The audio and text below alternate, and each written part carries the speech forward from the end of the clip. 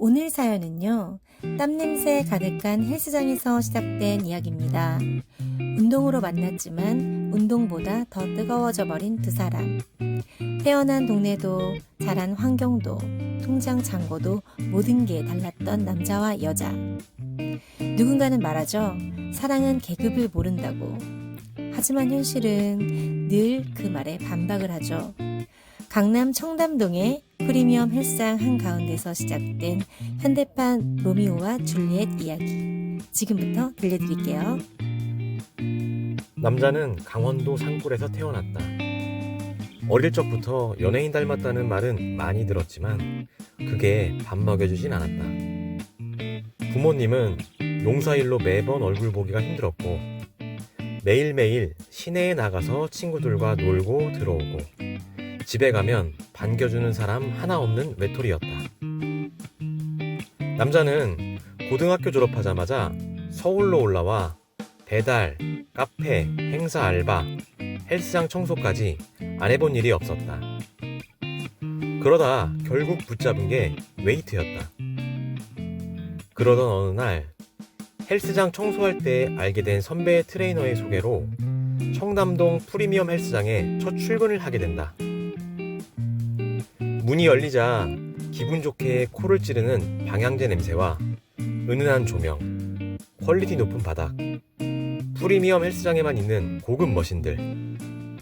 남자가 꿈꿔오던 최고의 시설이었다.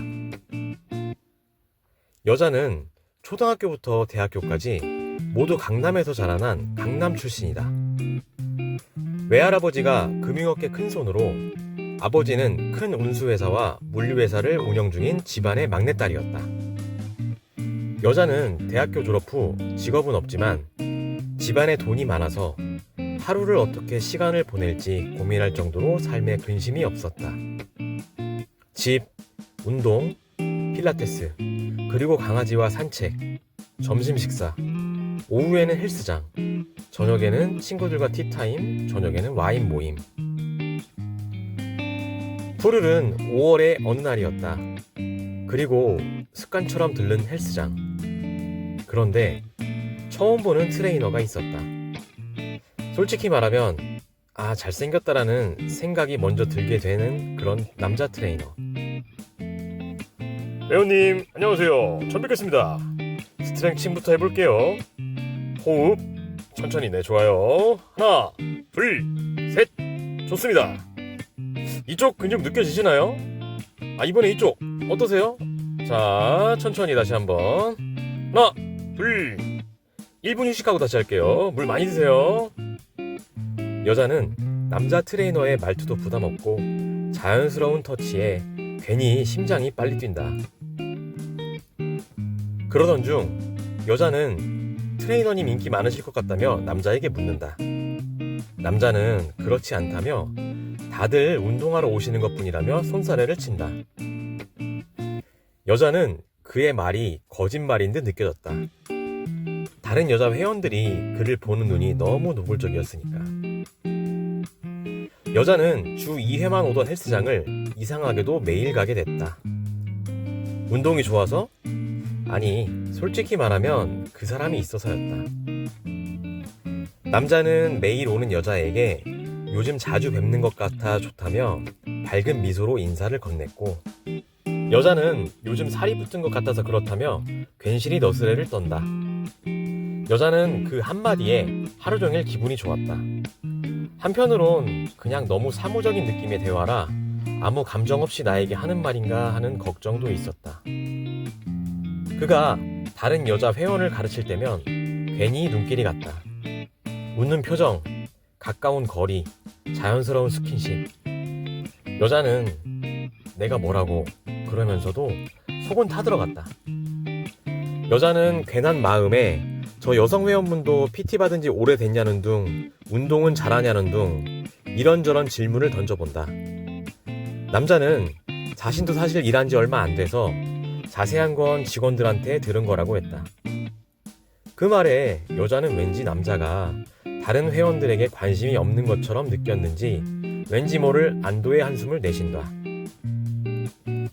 남자도 솔직히 위험하다는 걸 알았다. 회원과 트레이너? 게다가 청담동, 그리고 저 집안의 분위기. 그녀에 대해선 선배 트레이너들에게 들은 이야기가 있어서 그런지 남자도 그 여자가 싫지 않았지만 일부러 아무렇지 않게 대하고 있었던 것이다. 하지만 어느 순간부터 그녀가 웃으면 하루가 버텨졌다. 어느 날 여자가 물었다.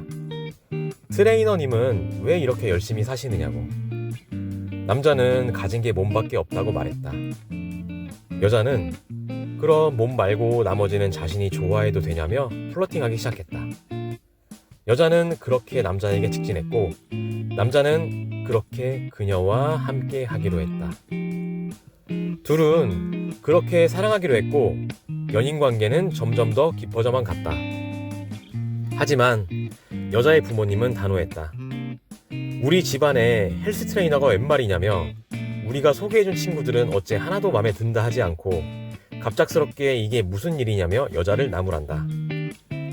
그녀의 집 앞에서 남자는 너무 작아 보였다. 고급차, 수행원, 그리고 나를 내려다보는 시선들. 하지만 도망치고 싶지 않았다. 그러나 시간이 흘러 자식이는 부모가 어딨냐며 둘은 계속 사랑했다. 그리고 마침내 모든 반대를 뚫고 결혼했다. 작은 집, 작은 시작. 하지만 현실은 사랑만으로 살기엔 너무 비쌌다. 장인어른의 회사 사람들, 친척들 모두가 남자를 헬스 트레이너 출신 사위라고 불렀다. 그럴 때면 여자는 사람들이 왜 다들 그렇게 말하냐며 서운해하고 화가 치밀어 올랐지만 그때마다 남자는 괜찮다며 익숙하다며 계속 여자를 진정시켰다. 하지만 익숙해지는 건 상처가 사라진다는 뜻은 아니었다. 그런 일이 자주 있다 보니 둘도 가끔은 작게든 크게든 말싸움을 하곤 했다. 귀한 부잣집 딸로만 살아오던 그녀는 금방금방 투정을 부렸고 매번 양보만 해오던 남자도 가끔은 그녀에게 싫은 소리를 하곤 했다. 그날 그들은 처음으로 사랑 말고 현실 때문에 울었다. 그럼에도 불구하고 남자는 매일 새벽에 출근했고 여자는 처음으로 돈이 아닌 노력이라는 걸 배웠다. 태어나서 처음으로 공과금도 밀려보고 돈이 부족하면 명품들을 갖다 팔아보기도 했지만 그녀는 행복했다. 완벽하진 않았지만 둘은 여전히 같은 방향을 보며 살아갔다. 결혼하고 3년째 사람들은 아직도 우리를 잘 사는 커플이라고 불렀다. 하지만 그 말은 집 밖에서만 유효했다. 어느 날부터 남편의 퇴근이 늦어졌다. 헬스장 마감, 개인 레슨, 설명은 항상 그럴듯했다. 그러다 우연히 그의 휴대폰 화면에 모르는 여자 이름이 떴다. 짧은 메시지였지만 오늘도 고생했다라며 몸은 괜찮냐는 메시지였다. 여자는 아무 말도 하지 않았다. 부잣집 딸로 자라면서 배운 건 의심은 조용히 키워야 한다는 거였다. 그녀의 상상은 빠르게 자라 몸 좋고 여자 회원에게 둘러싸여 있는 남편. 나 말고도 누군가 있겠지? 그 생각 하나가 잠을 못 자게 만들었다. 말하지 않았지만 표정은 숨길 수 없었다. 식탁에서 침대에서 눈을 마주칠 때마다 그녀는 이미 그를 유죄로 만들고 있었다. 남자는 결혼하고 처음으로 돈이 무서워졌다. 장인어른 도움 없이 사업을 해보겠다고 작은 PT 스튜디오를 차렸다. 보증금, 인테리어, 장비 모든 게 생각보다 비쌌다. 회원은 늘지 않았고 대출이자는 매달 고정이었다. 자존심 때문에 아내에게 말하지 않았다. 그게 가장 큰 실수였다. 여자는 카드 맹세서를 보고 모든 게 한 번에 터졌다. 대출, 연체, 모르는 계좌, 그리고 그 여자.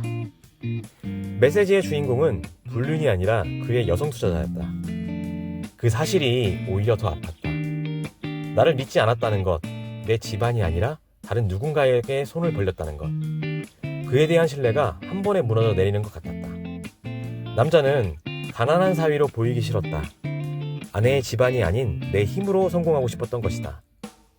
하지만 그 욕심이 아내를 혼자 두었다. 사랑을 지키려다 신뢰를 잃은 것이다. 여자는 처음으로 이혼이라는 단어를 검색장에 쳐봤다. 생각보다 쉽게 나왔다. 조건, 재산 분할, 위자료. 그제야 알았다. 사랑이 끝날 땐 감정보다 절차가 먼저 온다는 걸. 여자는 오랜만에 아무 장식 없는 말을 했다. 울지도 소리치지도 않았다. 그게 더 무서웠다. 도망칠 수도 있었다. 장인어른에게 손을 벌릴 수도 있었다. 하지만 이번엔 진짜로 내려놓기로 했다. 남자는 모든 걸 정리했다. PT 스튜디오는 권리금도 없이 넘겼고 차는 팔았으며 명함은 찢어버렸다. 다시 헬스장으로 돌아가 새벽 청소부터 시작했다. 사위가 아니라 그냥 일하는 사람으로 살고 싶었다. 아내는 처음으로 남편의 등을 보았다. 변명하지 않고 고개를 숙인 채 묵묵히 하루를 견디는 등. 그 모습이 사랑보다 더 아프게 가슴에 박혔다. 장인어른은 말이 없었다. 사위의 몰락도 빚도 사업 실패도 이미 다 알고 있었던 것이다. 하지만 도와주지 않고 정확히 말하면 지켜보고 있었던 것이다. 그는 사위가 도망치지 않았다는 걸 봤다. 핑계를 대지 않았다는 것도 딸을 앞세우지 않았다는 것도. 그리고 어느 날 처음으로 전화를 먼저 걸었다. 장인어른은 사위에게 운동 말고 사람 관리 해본 적 있냐고 그리고 이것저것 물었다. 그날 이후로 남자의 인생이 다시 움직이기 시작했다. 운수회사 물류센터. 현장은 거칠었고 직원들은 까다로웠다. 헬스장과는 전혀 다른 세계였다.